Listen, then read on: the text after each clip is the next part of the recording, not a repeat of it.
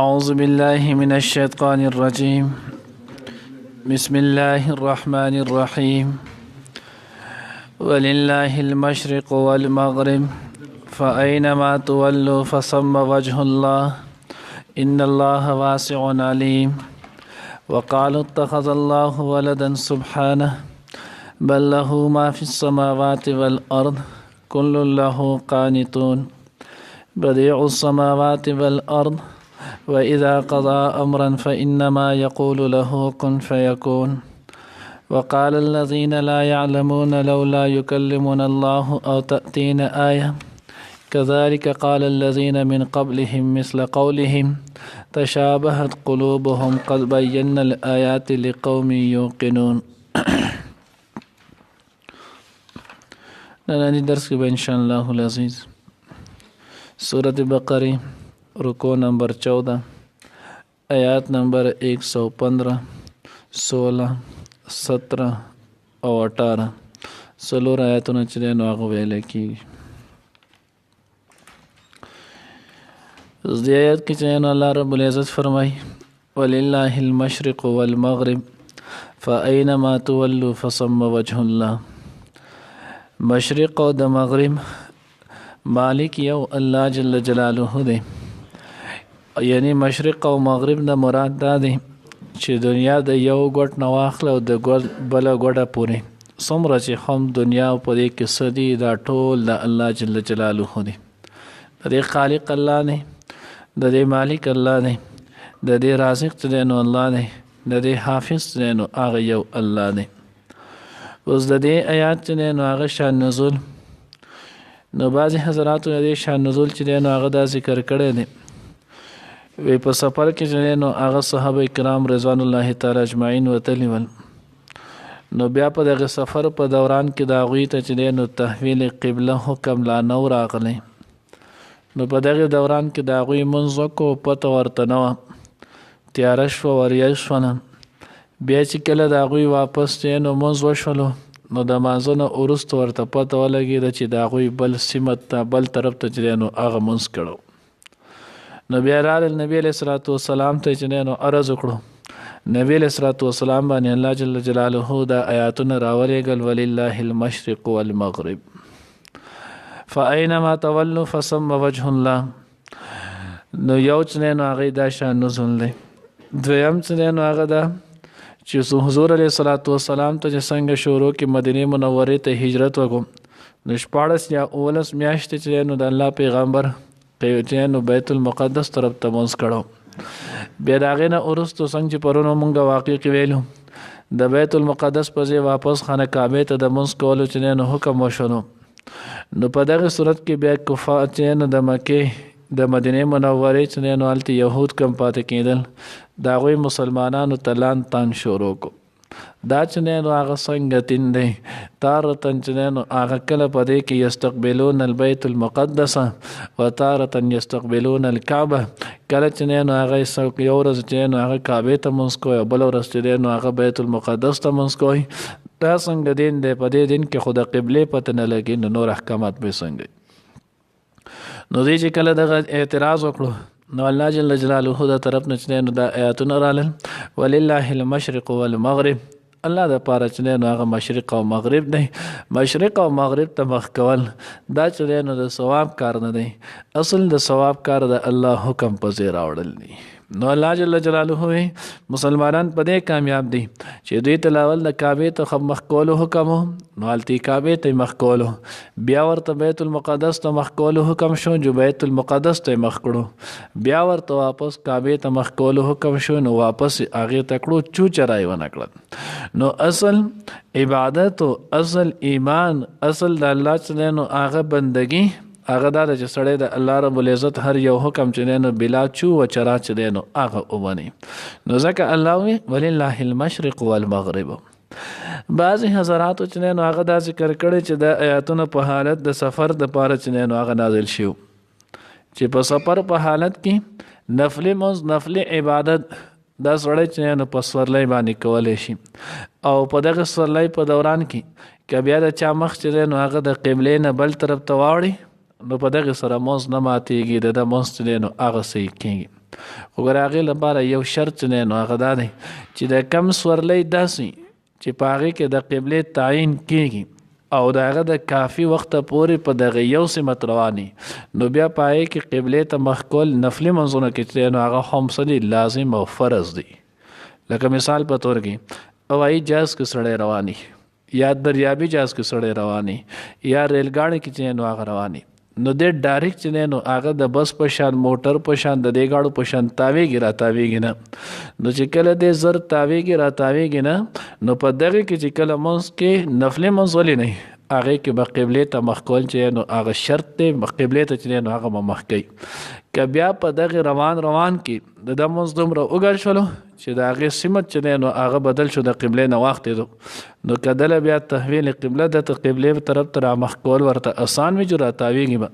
او که اسان نه نو بیا په دغه صورت کې د منځ چې دی نو هغه کېږي. بهرحال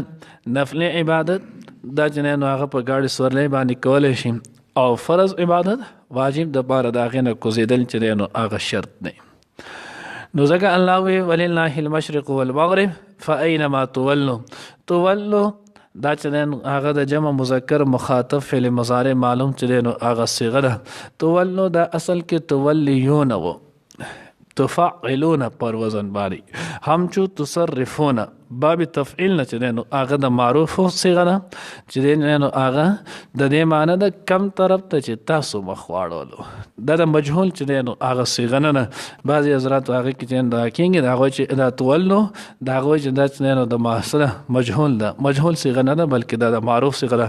اینما تولو کم طرف ته چې هم تاسو مخ واړولو فثم وجه الله هغه طرف ته د الله مخ دی هغه طرف ته د الله ذات عالیه دی. تفسیر خازن کې یو معنی لیکلی فثم وجه الله فثم رضا الله هغه طرف ته د الله چې دی نو رضا ده نو گویا چې کم طرف ته هم تاسو دا کېږي هغې باندې الله رضا کېږي ځکه دغې کې اصل تکمیل د الله رب العزت د حکم دی. ان الله واسع علیم الله رب العزت چې د فراخ علم والا دی. وقالوا اتخذ الله ولدا سبحانه بل له ما في السماوات والارض وز دې ځای نه الله جل جلاله یو بل چې نو هغه قصه ذکر کوي یو بل د یهودو او دغه شان مکې مشرکان نصارا د هغې ټولو باندې رد کوي. د یهودو به چې نو هغه دا عقیده وه چې عزیر ابن الله چې عزیر علیه الصلاة والسلام دا د الله زوی دی الیعاذ بالله. د عیسایانو چې نو هغه دا عقیده وه چې عیسی علیه الصلاة والسلام چې نو هغه د الله زوی دی الیعاذ بالله. او د مکې د مشرکانو چې نو دا عقیده وه چې فرشتې الملائکة بنات الله فرشتې دا د الله چې نو لوریانې دي. الله جل جلاله په دې ټولو باندې رد وکړو. قالوا اتخذ الله ولدا سبحانه الله له دغه نه پاکي ده ولې ولدو اولاد خو هغه څوک چې نو غواړي چې د هغوی چې سبا دپاره به زما مدد کوي زما به چې نو خیال ساتي زما چې نو هغه محتاجي به ختموي او الله رب العزت چې نو هغه د احتیاج نه بالکل پاک او منزه دی. نو ځکه الله رب العزت وایي سبحانه الله رب العزت له چې نو هغه پاکي نه. تفسیر خازن کې چې نو یو روایت نقل کړی دی هغه روایت کې چې نو هغه راځي مفهوم دا دی کذبني ابن آدم زه چې نو الله وایي ما ته به ما باندې چې نو هغه بني آدم دروغ وي ولم یکن ذلک له او د ده دپاره چې نو هغه دا دروغ جایز نه ول. وشتمني او ما ته چې نو بني آدم کنزلې ما ته وکړل ما ته یې بدې چې دی نو هغه وي ولم یکن له ذلک او د ده دپاره چې دی نو دا مناسب نه ول. فاما تکذیبه نو هر چې د بني آدم د هغه د الله رب العزت چې نو دروغجن کول نه نو هغه دا نه چې دی وایي چې دوباره بیا چې دی نو بعثت نشته دوباره چې دی نو پاسېدل نشته. الله جل جلاله وایي ما چې څنګه تو اول ځل پیدا کړی د قشانتی وزو تا چې نو هغه دوباره پیدا کوم او دی وایي چې نه دا نشتی نو دی زویم شته او دی وایي نشتی نو بني آدم ما چې نو دروغجن کوي او دی ما ته بدې ردي وایي نو هغه بدې ردي نو د هغې مقصد چې نو دا دی شتمني نو هر چې د شتم او کنزل دی نو وایي هغه دا دی چې زویم چې سبحانه الله له پاکي ده الله چې نو هغه د اولاد نه الله د همسر نه الله د نظیر نه د دې نه پاک دی او بني آدم چې نو هغه دی لګیا دی ابن آدم چې دی نو هغه دوی وایي چې د الله دپاره اولاد دی پلان کې دا دی او پلان کې دا دی نو ځکه الله رب العزت چې نو هغه څنګه حدیث مبارکه کې راځي حدیث قدسي نه چې الله جل جلاله چې دی نو هغه دقه شان وایي نو ځکه الله وایي بل له ما فی السماوات والارض د الله دپاره دی هغه څه چې په اسمانونو او په ځمکو کې دی تفسیر جلالین هم ذکر کړي خازن هم ذکر کړي صفات تفاسیر هم ذکر کړي بل له ما فی السماوات و ما فی الارض ملکا و خلقا و عبیدا سچ هم په دې ځمکه او اسمانونو کې دی دا ټول د الله پاک چې دی نو هغه ملکیت مملوک دی خلقا دا ټول د الله چې نو مخلوق دی الله پیدا کړی لای خالق دی و عبیدا دا ټول د الله چې نو هغه بندیان دی الله چې نو معبود دی نو الله وایي چې دا ټول زما دی نو بیا زما ضرورت چې نو هغه څه او په دې ټولو کې من جمله په دې کې عیسی علیه السلام هم دی من جمله د دې نه چې نو فرشتې هم دی د دې نه عزیر علیه السلام چې نو هغه هم دی نو دوی بیا څنګه دا وایي کل له قانتون الله وایي دا ټول د الله دپاره چې نو هغه فرماندار دي دې ټول چې نو د الله اطاعت کوي د الله چې نو هغه تابعداري کوي بعض چې نو هغه تکویني طور باندې چې نو زبردستیا باندې او بعض چې دی نو هغه پر رضا باندې نور چې نو لکه مثال په طور کې اوس کافر الله نه مني خو الله وایي چې مرګ به باندې راولم تکویني طور باندې انکار نشي کولی مخکې مونږ ویلو بیماری نه مانی هغه نه غواړي الله یې پراولي تکویني طور باندې دی هغه ورته تابعدار دی مني نو ځکه الله څه کوي بل له کل له قانتون دا ټول دغه الله چې دی نو تابعدار دی او بعضې حضرات وایي چې د دې نه مراد ورځ د قیامت باندې دا ټول به د الله مخې ته چې نو په تابعدارۍ سره راځي بدیع السماوات والارض پیدا کون کې ناشنا بدې چې دی نو هغه د بدعت نه نه او بدعت ته بدعت هم دی وجې نه ویلی کېږي چې دا په دین کې یو ناشنا کار وي بیا بعضې چې نو هغه قمقلان ساده خلک دي نو هغه ساده خلک بیا چې تو ورته ووایي د هغه دا کې هره خبره چې خوځی چې بدعت دی چې خوځی چې بدعت دی نو دومره هم دا بدعت نه دی بدعت چې نو هغه بیا دوه اصطلاحان دي یو ته ویلی کېږي بدعت سیئه او یو ته ویلی کېږي بدعت حسنه بدعت سیئه هغې ته ویلی کېږي چې سړی یو کار په دین کې را وباسي او دغې ته بیا چې نو ثواب وایي دې ته چې نو هغه سنت وایي نو دا بدعت سیئه دی دا بیا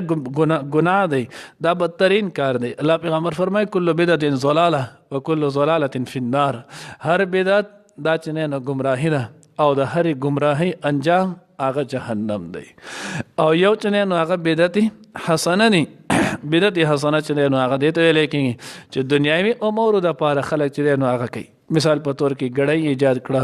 بیا د ګړۍ نه وروسته چې نو هغه پیزارو بیا دا شیزونه بیا ټیرو بیا مختلف شیزونه دنیا کې چې څومره هم شیزونه دي چې د دین په کار کې او د دنیا په کارونو کې چې نو د خلکو سره معاون ثابتېږي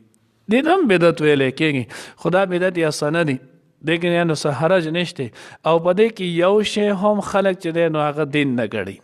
ګړی چې نو هغه څوک دین نه ګڼي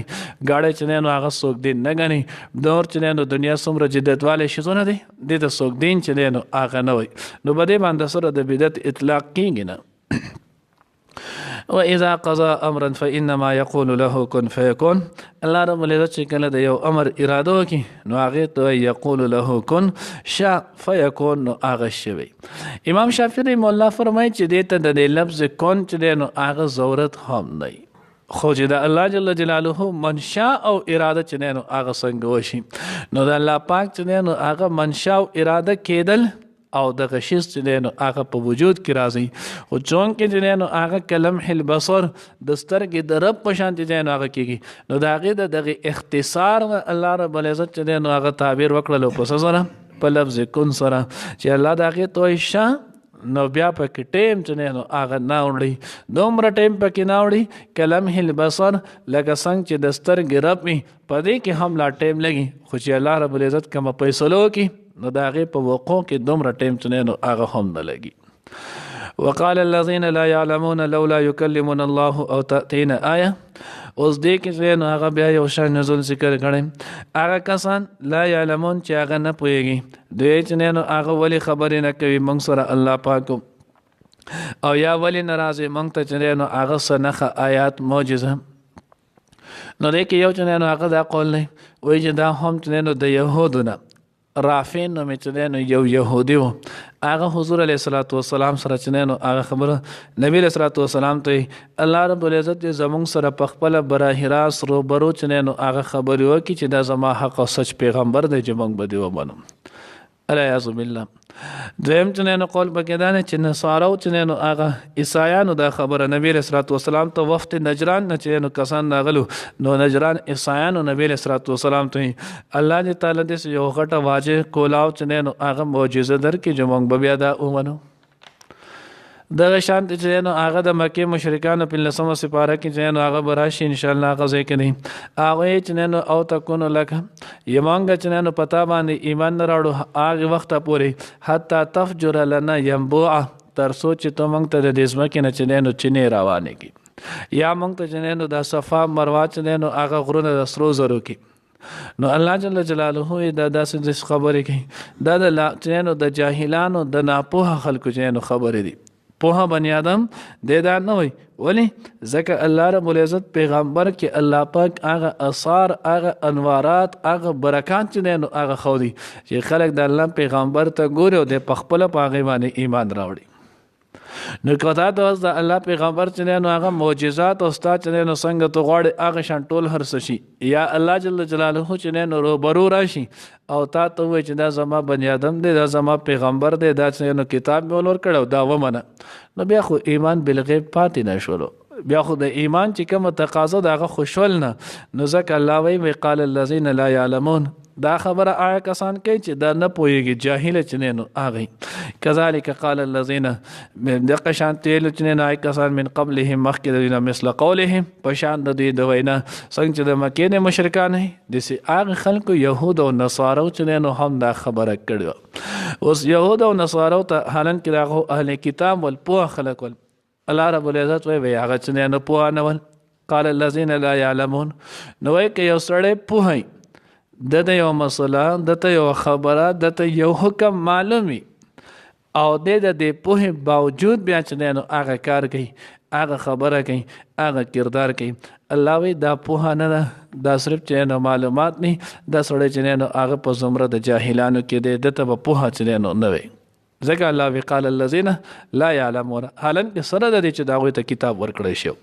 نو معلومه ده شوله چې جان بوج کرزان چې نو هغه نه په کول دا چې نو د بدبختی علامت دی ګوري تشابهت قلوبهم الله وی یو شانت شوی دا غوي زړونه قد بینا الآیات یقینا بیان کړي د مونږه آیاتونه نه الله سوره معجزه چې نو هغه مادر کړي او بیا په ټولو معجزو کې قران ته وګوره د ټولو نه لوی چې نو هغه معجزه ده لقوم دا قوم د پاره یقینون چې یقین کوي نو که څوک یقین کوي چې دا هغه د پاره دا هم بس دی او چې څوک یقین نه کوي مخکې وراشي نو الله وی کته ورته دا ټول هر څه مخامخ هم کې خود به بیا هم چې نه پای کې چوچرا کوي.